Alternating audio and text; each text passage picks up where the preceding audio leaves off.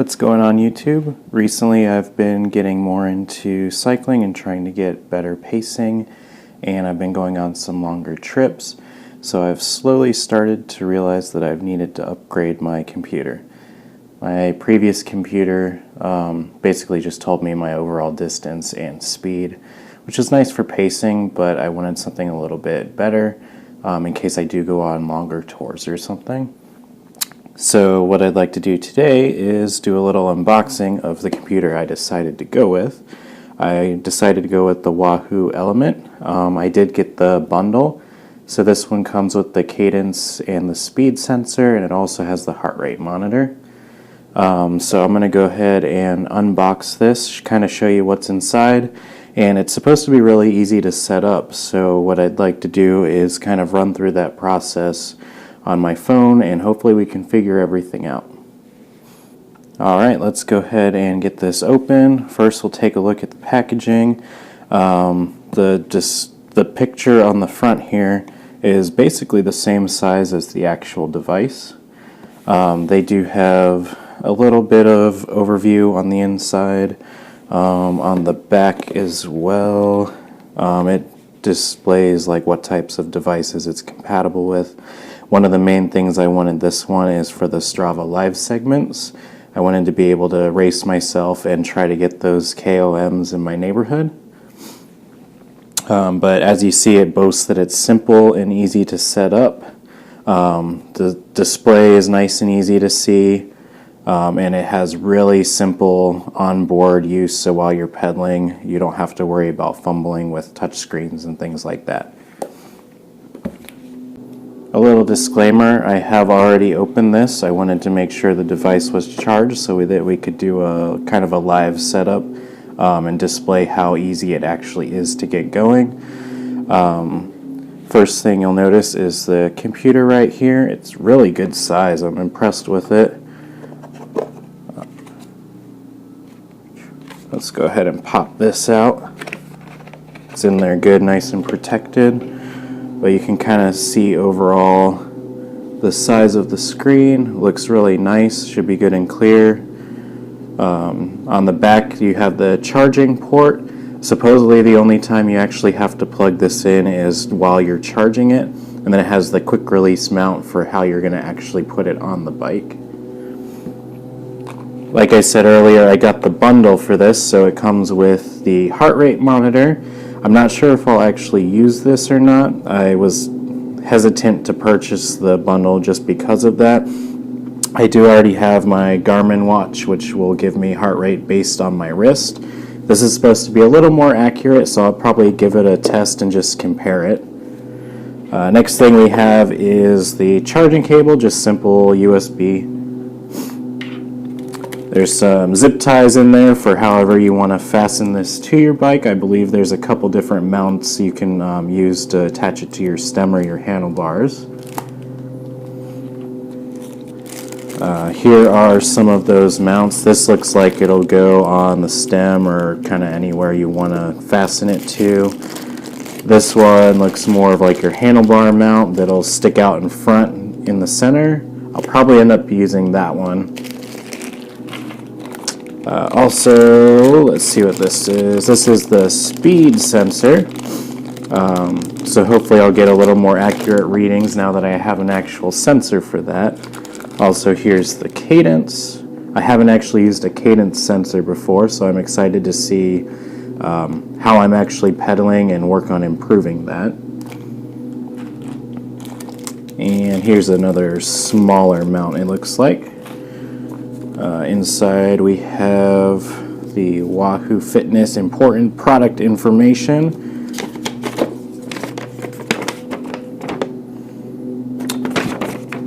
And doesn't look too important to me. And then this is just the quick start guide. There is an app that we'll be pairing this with, and that should do most of the setup. Here's some of the details on how that will work. I am a little concerned though, it doesn't have any instructions on how to mount the sensors or use the extra hardware. I'll probably have to look some of that up on the website.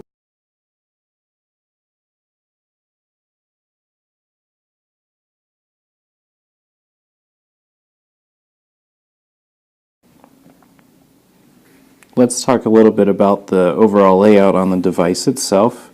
Over on this side we have a single button. If you hold that, it will allow you to turn the device on. Again, if you hold that button while the device is already on, it asks if you would like to power it off. It also functions to switch through some of the menu options. Over on the opposite side, there's kind of, I guess, what you would consider like an up or down arrow. You'll use that to scroll through some of the settings. You can also use this, I'll demonstrate it as soon as it powers up, to kind of minimize or maximize what metrics are being displayed while you're on your ride. Decent light up screen there. It does power down to save some battery. You can adjust all those settings later on. Right now it has all of the standard settings displayed. Like I said, if you'd like to kind of shrink those down, you can use the buttons to scroll to what's important to you. Again, nice big font so you can easily read it no matter how you're writing. And same, if you want to scroll back out and view more, you can do that as well. Some of the other features down here, there are kind of navigation buttons. So down at the very bottom there will be different menus you can go to. So for instance, if I push this one where it says page, it will take me through to some of the other pages, load up some of the maps. If you want to, say, start your ride or start a route, you can use the center button to start that. Let's go over to that menu I was talking about earlier. So I'm just going to push the single button, and then here you can adjust all of the other options basically on the phone. You can change your location to be indoor or outdoor, because the computer can be used to kind of run their like smart trainers. I don't have any of that, so I'll just leave that as outdoor. You can change the backlight function. There are built-in LEDs that run along the side and the top. The top ones will be used for navigation, so if you're using turn-by-turn direction, they will light up one way to do a left turn or the other way for a right turn. I think I did that backwards, but you get the point. There's also LEDs running up the side that will kind of give you overall pacing information if you want to race yourself or somebody else on a Strava Live segment. It will let you know if you're either ahead of pace or behind pace, so you can kind of fine-tune how you're riding and make sure to get those KOMs.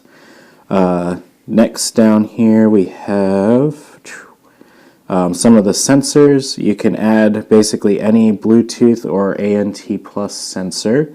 In order to do that, you just have to hold the device close to whatever sensor you want it to pair with. So I just brought the speed sensor in, and you saw how it added that in. You can see the bars saying that it has good signal. Let me grab the cadence sensor, and it should do the same thing. There you go. The blue light on the sensor indicates that it's running, so I had to move it a little bit to get it thinking that it was going. Let's say we want to add another sensor, though. I'm going to try to pair it with my Garmin while we're going, just to see how easy that is. So I scroll down to add sensor, click the add button in the center, and I'm just going to hold my watch close to that. I don't know if I have to do anything to let it register. Let's see, maybe if I start up.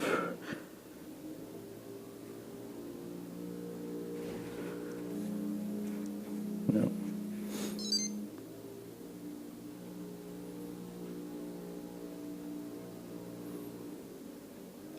Okay, actually you could see that it's trying to save my heart rate from the ride I just started, so it's probably registering that directly. I will have to research more on how to pair it with non-Wahoo devices, but let's go through adding the heart rate sensor. Oh, see, it grabbed the heart rate automatically there. We'll hit save. Wants me to add it, I'll say yes. And now the heart rate monitor is all lined up. It's trying to sync with that now. probably when I actually wear this up. There we go. The lights are starting to light up. You can see that. And it should sync pretty quickly after that. And they might go in and out too as they register that I'm not actually doing anything. Next we can pair with my phone. Let's go ahead and do that. It'll offer up this QR code, and when I go into the Elemnt app, it's going to play this wonderful song for you all. Go ahead and get rid of it.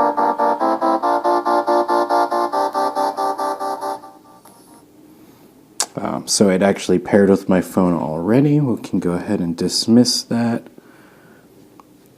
Let's go back in. Alright. See, it looks like it already found it with Bluetooth, so I didn't have to do the QR code. The first time around I did scan it using the app with the QR code. You'll have to let it use your camera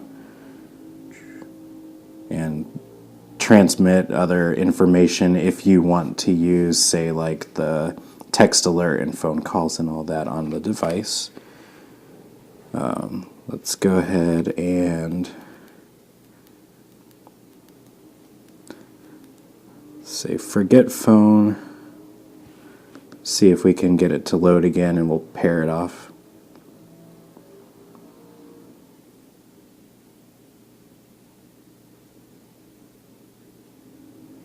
Oh, it's going to reset now. It does load fairly quickly. I will say I haven't taken it for a ride yet. I want to set up all the sensors and everything today. But I have seen other people use competitors' models of like the higher end GPS bike computers, and I've seen them struggle pretty hard with getting them initially set up. So far this seems pretty straightforward, and without having any instructions in the box, I've been able to do pretty much everything. So go ahead and scan that QR code. And it's connecting right now.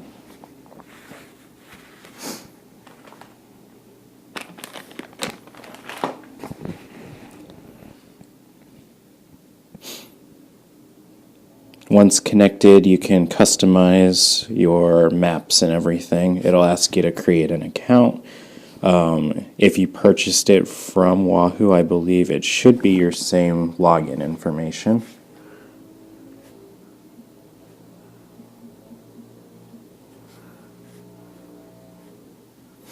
And of course, you can save that password. I'm going to sign into my internet on my phone here.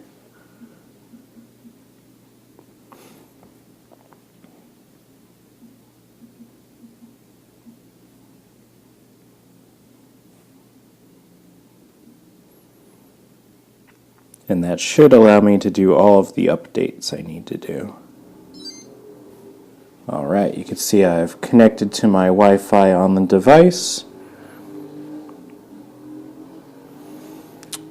Once the device is connected, you can pair it with other third-party training apps. The only one that I use that is listed on here is Strava, so I have that turned on. And it'll ask you for more of your personal information just to help it get better stats on your ride and everything. You can enable live tracking that will give you basically a link that you can send to other people. So if you go on a longer tour, you can have kind of that safety net. They'll be able to check in on you and kind of keep up with your ride and let them experience that with you. You can also link to your social media.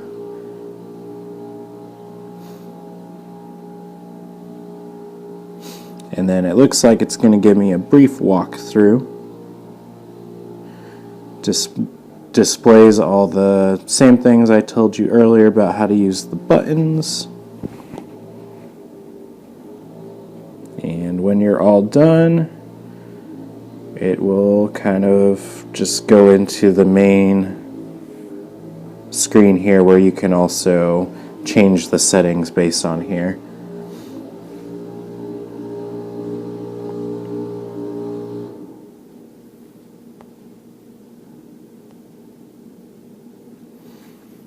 If you go over to the settings page, you can view which device you have paired. So if you have multiple units, you can store multiples on there. It's telling me I have to update. Let's see if we can get this to just go through quickly here. If I click that and hit update, my phone starts going. Let's see if the device does anything as well.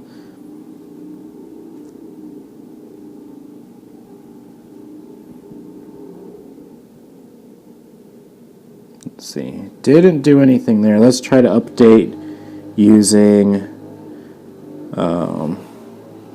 just the device. So I'm going to go down to System Info, open that. It's saying, giving me the option to download the update, so I'm going to go ahead and hit Get. So it must have sent the information over to here. You see a little progress meter saying how you're doing with the download. So if you do lose Wi-Fi and that hasn't hit 100, you'll probably have to redo it. Earlier I was trying this on my work's Wi-Fi and it wouldn't let me go through because it needed authenticated. But at home, since I just have the normal password, it seems to be going a lot easier. So it'll do that and it'll reset. As it turned off, you see my phone is now searching for the Elemnt again. So if you ever lose one or the other, the second they both turn back on, you'll be able to reconnect. It's fairly quick. It's installing the update now. It's almost quarter done. It is taking a minute, but this is my first time using it, so hopefully future updates will come a little bit quicker. But really, it's not that bad. You don't have to plug anything in as long as you're at home on your Wi-Fi. It's nice and easy to get logged into. I also want to apologize if there's a lot of background noise. It seems that my neighbor behind me decided he wanted to come outside for the first time this year and decided to leaf blow and mow at the same time. Alright, so we're restarting now. This should power up and then my phone should get reconnected. Had the little warming up with the guy cycling down below. I wanted to do this as live as possible, but I'll probably be cutting out some of this just as it's waiting. And I just restarted the device and my phone couldn't pair with it automatically after the update. So I just deleted it from its record and I'm going to repair it myself.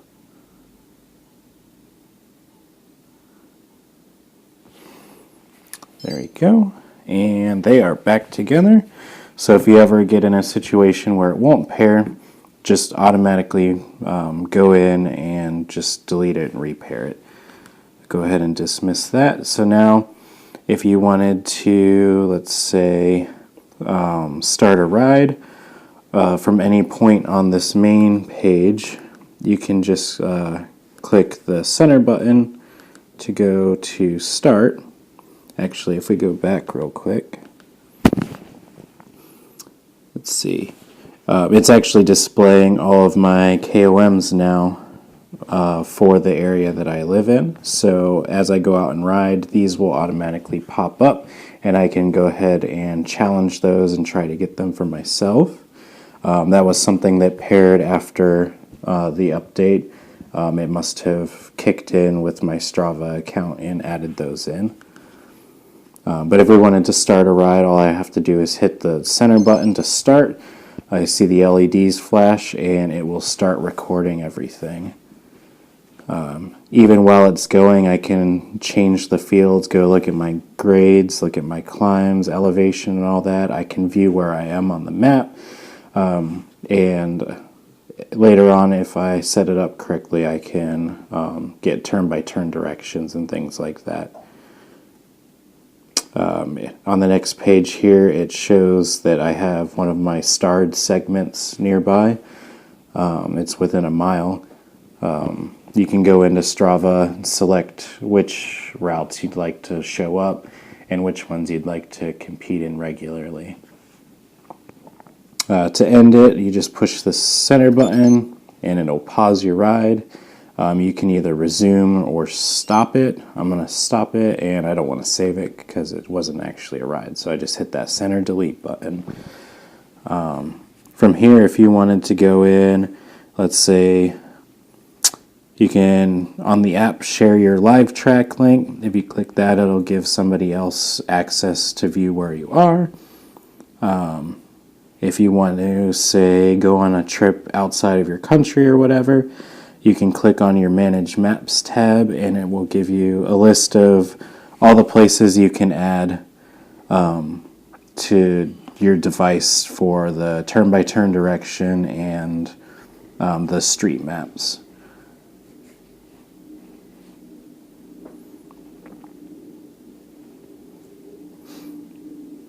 Inside the settings, you can also change all of your ride settings. So I have the auto lap off. I have the backlight on timer. So every 5 seconds, the backlight will go ahead and go out. That will save on battery life. You can change that though. On the cadence, I have it so that it won't include my zero pedaling into my average. That's nice. It's kind of annoying to see your results and have it be a lot lower than it actually was because you were stopped at a stoplight or something. Strava Live segments, you can control whether or not they show up on your device and how they are being displayed. You can also do notifications and things like that. Let's see, you can go on to your alerts. If you want, you can have phone calls come through the device and let you know who's calling you. Same with your text messaging. So say if you're riding along and family members trying to get in touch with you, it will show up on your device and you can know to pull over and take the phone call or answer the message if it's important, or just keep riding. You can also turn on Do Not Disturb. That will turn off all of those alerts during one of your rides. You can change how frequently it auto shuts down, also to save battery life. Say you pop it off and throw it in your bag and forget about it, it will turn off within that interval so you're not wasting your battery. And then down below it just displays what version of the app and what version your actual Elemnt computer has installed on it. Overall, very simple to use. You can also update different aspects of your profile. It'll have different metrics after you've started riding to help you gauge your fitness levels. You can go over, look at results. I haven't ridden yet with this computer, so I'm not sure anything will show up yet. But it will give you all of your previous workouts, and you can review some of the data on that. And then the last one, it'll show your current ride in progress. I have one running now, so it will display where you are currently, along with some of the other details of the ride. So if we pause that, it automatically will, let's see, if we pause that, let's go ahead and stop it. We'll delete the ride. And as you can see on the screen there, as soon as I hit that, it stopped the recording on the Elemnt app and is asking if I'd like to start one. Overall, I did this pretty much without any instructions. It's super simple to use as long as you play around with the menus and know where you're kind of navigating to. Pretty much anyone should be able to figure this out. Hopefully I was able to help you out with this video, kind of show you how the Elemnt works and how to set it up. If you have any questions, feel free to leave a comment in the comment section below and I will try to answer those. This is my first time really going through it, so what you've seen is just me kind of messing around, and I've been able to figure it out without having any instructions in the box itself or having to look anything up. I will, however, have to look up how to add the sensors, and I'll also do a review on it once I've spent some time using it and some of the other features. Hopefully you found this video interesting and helpful, and I hope you have a great time riding.